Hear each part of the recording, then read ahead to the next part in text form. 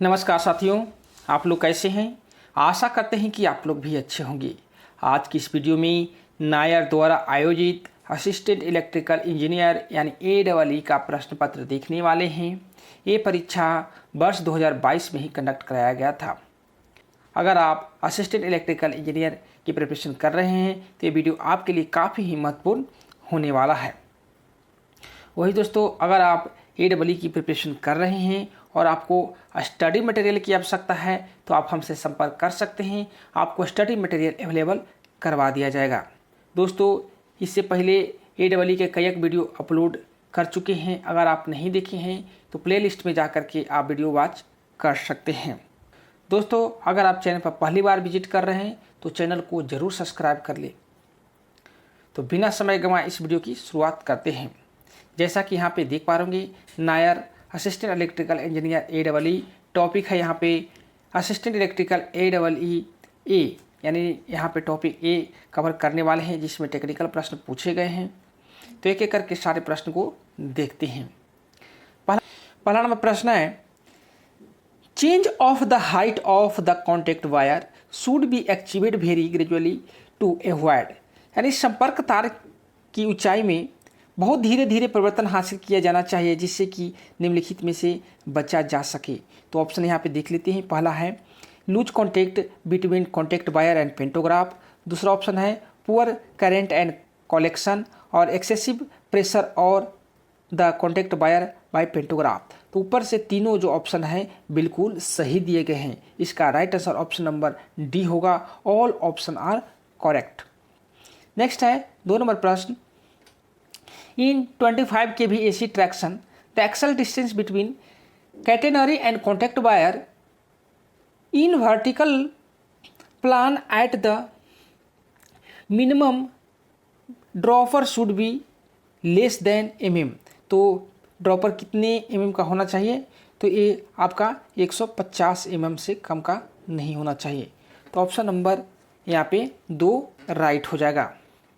Next प्रश्न है, What is similar between catenary wire and a small jumper या C jumper? Catenary wire और small jumper C jumper में क्या समानता है? तो इसमें जो मेन जो समानता होता है नंबर ऑफ स्टैंड्स, यानी स्टैंड की संख्या में बराबर होते हैं। तो ऑप्शन नंबर 1 राइट होगा। नेक्स्ट है, एज पर IS 1866-2000 flash point of unused mineral oil for a new traction transformer should not be less than dash degree centigrade. तो कितने सेंटीग्रेड से कम नहीं होना चाहिए? तो 140 सेंटीग्रेड से कम नहीं होना चाहिए। ऑप्शन नंबर 2 राइट होगा। 5वां नंबर प्रश्न है, this is not a part of tap changer in traction transformer in TSS, यानी ट्रांसफार्मर सेफ्टी सिस्टम में इसमें कौन सा हिस्सा नहीं है? तो ऑप्शन देख लीजिए। पहला बीरिंग फॉर सेलेक्टर शाफ्ट होता है, कॉपर ब्रूश असेंबली ये भी होता है, और spring in moving contact holder for contact pressure ये भी होता है। ऑप्शन नंबर डी राइट होगा। बुशिंग TSS का पार्ट नहीं होता है। तो ऑप्शन नंबर 4 राइट होगा। नेक्स्ट है, for a smooth transition of pantograph the overlapping of the 2 OHE should be minimum dash metre, यानी पेंटोग्राफ के सुचारू से ट्रांजिशन हेतु 2 HE का ओवरलैपिंग कम से कम मीटर होना चाहिए। तो कितने मीटर होना चाहिए? तो कम से कम 2 मीटर होना चाहिए। ऑप्शन नंबर 1 राइट होगा।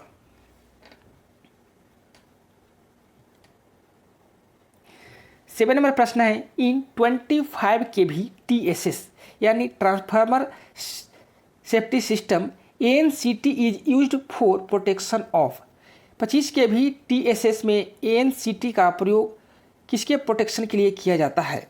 तो ये जो आपका प्रोटेक्शन के लिए किया जाता है कैपेसिटर बैंक के प्रोटेक्शन के लिए आपका प्रयोग किया जाता है। ANCT का प्रयोग किसके लिए किया जाता है? तो कैपेसिटर बैंक के सेफ्टी के लिए किया जाता है। 8 नंबर प्रश्न है, power blocks on secondary line yard siding are granted by. यानी सेकेंडरी लाइन यार्ड साइडिंग पर पावर ब्लॉक के द्वारा प्रदान किए जाते हैं। तो क्या प्रदान किए जाते हैं? तो ASM या OIM प्रदान किए जाते हैं। ऑप्शन नंबर 3 राइट होगा। 9 नंबर प्रश्न है, determination of OHE span duly taking care of bind pressure is based on structure code of practice. यानी OHE स्पान का निर्धारण पवन दबाव को ध्यान में रखते हुए IS भवनों और संरचनाओं के डिजाइन लोड रीति संहिता पर आधारित होता है। तो किस पे आधारित होता है? ये जो आधारित होता है IS 875 2015 पे आधारित होता है। तो ऑप्शन नंबर 2 राइट होगा। नेक्स्ट प्रश्न है, according to thermal classification of insulating material category Y material are suitable for temperature up to. तो वाई कैटेगरी के मटेरियल का टेम्परेचर कितना होता है? तो 90 डिग्री सेंटीग्रेड होता है। ऑप्शन नंबर 1 राइट होगा। 11 नंबर प्रश्न है, in a traction transformer of TSS boosting CT is used for. यानी ट्रैक्शन ट्रांसफार्मर में ट्रांसफार्मर सेफ्टी सिस्टम में बूस्टिंग करंट ट्रांसफार्मर यूज किया जाता है। तो किसके लिए उपयोग किया जाता है? तो DFR के लिए उपयोग किया जाता है। ऑप्शन नंबर D राइट होगा। 12 नंबर प्रश्न है, shoulder with is associated with. Shoulder with किससे संबंधित है? ये जो आपका संबंधित होता है वो फाउंडेशन से संबंधित होता है। ऑप्शन नंबर 3 राइट होगा। नेक्स्ट प्रश्न है, in AC traction normal encumbrance at support is metre. एक AC कर्षण में सपोर्ट पर इनकम्बेरेंस डैश मीटर होता है। तो कितने मीटर का होता है? तो ये आपका 1.4 मीटर का होता है। ऑप्शन नंबर 1 राइट होगा। नेक्स्ट है, which of the flowing protection is not provided for protection of traction transformer in TSS। TSS के कर्षण ट्रांसफार्मर संरक्षण के लिए निम्नलिखित में कौन सा संरक्षण प्रदान नहीं किया जाता है? तो ये जो प्रदान नहीं किया जाता है वह है DPR। DPR का उपयोग नहीं किया जाता है। ऑप्शन नंबर 3 राइट होगा। नेक्स्ट है, tie road insulator is used in.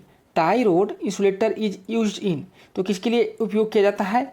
ये जो आपका उपयोग किया जाता है आइसोलेट स्विच असेंबली के लिए। आइसोलेटर स्विच असेंबली के लिए उपयोग किया जाता है। ऑप्शन नंबर 2 राइट होगा। नेक्स्ट है, in traction system of artisan staff skilled staff of remote control competence certificate is mandatory. यानी कर्षण प्रणाली में रिमोट कंट्रोल के कारीगर कर्मचारी कुशल कर्मचारी के लिए योग्यता प्रमाण पत्र अनिवार्य है। तो किसका अनिवार्य है? तो TR8 का योग्यता अनिवार्य है। तो ऑप्शन नंबर 2 राइट होगा। नेक्स्ट है 18 नंबर प्रश्न, the elementary section supply is controlled by. तो एलिमेंट्री सेक्शन किसके द्वारा कंट्रोल किया जाता है? तो ये किसके द्वारा कंट्रोल किया जाता है? तो आइसोलेटर के द्वारा कंट्रोल किया जाता है। ऑप्शन नंबर 3 राइट होगा। नेक्स्ट है, the axle load of WAG9 locomotive is ton. तो WAG9 लोकोमोटिव का एक्सल लोड कितने होता है? तो ये होता है 20.5 टन। ऑप्शन नंबर 3 राइट होगा। नेक्स्ट है, the service limit of vertical clearance between axle box and bogie frame in WAP7 WAG9 locomotive is. तो इसका कितना होता है? तो इसका राइट आंसर ऑप्शन नंबर 1 होगा, 27 से 35 होता है। नेक्स्ट है, in case of oil cooler blower 1 OCB1 not working in WAG9 locomotive MCB number dash is to be checked. तो कौन से MCB नंबर चेक किया जाएगा? तो इसका राइट आंसर होगा ऑप्शन नंबर 2 59.1/1 चेक किया जाएगा। ऑप्शन नंबर 2 राइट होगा। नेक्स्ट प्रश्न है, permanent glowing of LSFI lamp in WAG9 locomotive indicate. तो ये क्या इंडिकेट करता है? तो ये जो आपका इंडिकेट करता है isolation of at least one सब सिस्टम, कम से कम एक सब सिस्टम आइसोलेट हो इसका इंडिकेट करता है। ऑप्शन नंबर 3 राइट होगा। नेक्स्ट है in case of harmonic filter isolation in WAP7 locomotive can work up to a speed of kilometre per hour. तो कितना स्पीड होना चाहिए? तो इसके लिए स्पीड कम से कम 40 किलोमीटर पर आवर होना चाहिए। ऑप्शन नंबर 2 राइट होगा। नेक्स्ट है to raise the pantograph in WAG9 locomotive node on DDS screen should be. तो DDS स्क्रीन कितना होना चाहिए? तो इसका कम से कम आपके FLG50 होना चाहिए। तो ऑप्शन नंबर 1 राइट होगा। ऑप्शन नंबर 1 राइट होगा। नेक्स्ट है इन WAP locomotive traction bar is connected between. तो ट्रैक्शन बार किसके बीच कनेक्ट होता है? WAP7 का। तो ये जो आपका कनेक्ट होता है बॉडी फ्रेम और लोकोमोटिव बॉडी के बीच में ये लगा होता है। ऑप्शन नंबर 3 राइट होगा। नेक्स्ट है in WAM4 WAG5 locomotive primarily suspension spring are provided between. तो प्राइमरी सस्पेंशन स्प्रिंग जो प्रोवाइड किया जाता है WAM4 और WAG5 का, वो जो आपका होता है bogie frame and axle box के बीच में होता है। ऑप्शन नंबर 1 राइट होगा। कहाँ लगा होता है? तो bogie frame and axle box के बीच में लगा होता है। नेक्स्ट है if hand brake is applied in WAG7 locomotive the brakes will be applied on which number. WAG loco में हैंड ब्रेक लगाने पर ब्रेक चक्का क्रमांक पर लगेंगी। तो ये किस पे लगेंगे? ये जो आपके लगेंगे आपको 2 और 4 पे लगेंगे, 2 और 4 पे लगेंगे। ऑप्शन नंबर 3 राइट होगा। नेक्स्ट है the service limit of wheel diameter difference on same axle in WAM4 WAG5 locomotive is mm। तो कितने mm का होना चाहिए? तो ये जो आपका होता है 2.5 mm का होता है। ऑप्शन नंबर 2 राइट होगा। कितने mm का होता है? तो 2.5 mm का होता है। नेक्स्ट है during compressor efficiency test with 7.5 mm diameter leak hole and WPSW preset position BP pressure should not be go below -kg² centimetre in 1 minute. तो कितने कम नहीं होना चाहिए? तो इसका जो राइट आंसर होगा ऑप्शन नंबर 3 4.4 kg² सेंटीमीटर से कम नहीं होना चाहिए। ऑप्शन नंबर 3 राइट होगा। नेक्स्ट है the pneumatic valve for synchronising brake is conventional locomotive is dash बाल्ब। यानी कन्वेंशनल लोको में ब्रेक सिंक्रोनाइजिंग के लिए न्यूमेटिक बाल्ब लगा होता है। तो कौन सा न्यूमेटिक बाल्ब लगा होता है? तो इसके लिए जो न्यूमेटिक बाल्ब का उपयोग करते हैं उसका नाम है C3W distributor. Option number 1 right होगा। कौन सा राइट होगा? तो 1 नंबर राइट होगा। C3W डिस्ट्रीब्यूटर का उपयोग करते हैं। नेक्स्ट है which equipments remain in service when HRAVT is at 3rd position in WAG7 locomotive. इसका राइट आंसर ऑप्शन नंबर 2 होगा। नाच रिपीटर का उपयोग किया जाता है। नेक्स्ट है dash is the contactor provide for electric rheostat braking in conventional locomotive. Conventional loco में विद्युत रियोस्टेटिक ब्रेक के लिए कॉन्टेक्टर लगाया जाता है। तो कौन सा कॉन्टेक्टर लगाया जाता है? तो इसके लिए आपका C145 यानी C145 कॉन्टेक्टर का उपयोग करते हैं। ऑप्शन नंबर डी राइट होगा। नेक्स्ट क्वेश्चन है इन conventional locomotive fitted with 3 compressor total number of position in HCP with R। 3 compressor वाले कन्वेंशनल लोको में HCP स्विच की कुल पोजीशन कितनी होती है? तो इसमें जो टोटल पोजीशन होती है वो आपका 8 होती है। ऑप्शन नंबर 4 राइट होगा। कितनी होती है? तो 8 होती है। उसके बाद में है कि bedding of relay is not allowed during manual control of GR in conventional locomotive. Conventional loco में GR को मैनुअल कंट्रोल करते समय रिले को बेज करने की अनुमति नहीं होती है। तो कौन सा रिले को बेज करने की अनुमति नहीं होती है? तो राइट आंसर होगा ऑप्शन नंबर 2, Q44 को बेज करने की अनुमति नहीं होती है। नेक्स्ट है, if contractor C107 is closed and MVRH is not working, then how to work the locomotive। यदि कॉन्ट्रैक्टर C107 क्लोज है और MVRH कार्य नहीं कर रहा है तो लोको को किस प्रकार से परिचालित करेंगे? तो इसको परिचालित करने का जो तरीका होगा आपका clear the block section with GR notching up to 5th notch, यानी GR को 5 नाच तक चलाकर ब्लॉक सेक्शन क्लियर करेंगे तब ये चलेगा। तो ऑप्शन नंबर 1 राइट होगा। 36 में प्रश्न है, what is the periodicity of IOH schedule of WAP for locomotive. तो WAP फॉर लोको के IOH शेड्यूल का समय अंतराल कितना होता है? तो इसका समय अंतराल होता है 4.5 ईयर्स या 9 lakh kilometre which ईवर is earlier, यानी 4.5 साल या 9 साल, 4.5 साल या 9 लाख किमी जो भी पहले हो उसी समय आपका IOH किया जाता है।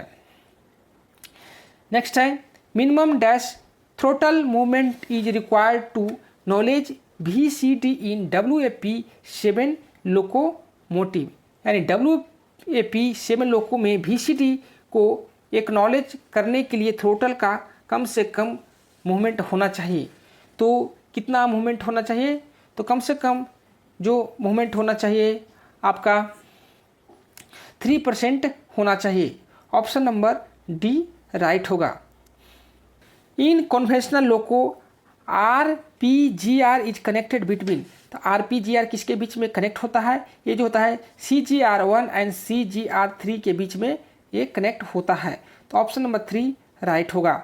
Types of coupler used in EMU rack is. EMU rack में प्रयुक्त कपलर का प्रकार है, तो कौन सा प्रकार है? तो इसका जो प्रकार है आपका semi permanent Schaku coupler, semi permanent Schaku coupler का उपयोग किया जाता है। ऑप्शन नंबर 1 राइट होगा। और 14 नंबर प्रश्न है, in reference to pantograph ADD means, ADD का फुल फॉर्म क्या होता है? तो इसका राइट आंसर ऑप्शन नंबर 3 होगा। ऑटो ड्रॉप ड्राइव होता है, ऑटो ड्रॉप ड्राइव होता है। ऑप्शन नंबर 3 राइट होगा। नेक्स्ट है, EP brakes in EMU are applied by the pressure of. EMU में EP ब्रेक डैश के प्रेशर से अप्लाई होता है, तो किसके प्रेशर से अप्लाई होता है? मेन रिवार्जर से अप्लाई होता है। तो ऑप्शन नंबर 1 राइट होगा। नेक्स्ट प्रश्न है, as per model SOP 2018 in case of non stock requisition for safety item not included in any section date estimate vetting is required for value. Model SOP 2018 के अनुसार सुरक्षा मदों जो किसी भी स्वीकृत डिटेल एस्टिमेट में सम्मिलित ना हो के लिए नॉन स्टॉक मांग पत्र में मूल्य के लिए बेटिंग की आवश्यकता होती है। तो कितने लाख तक की होती है?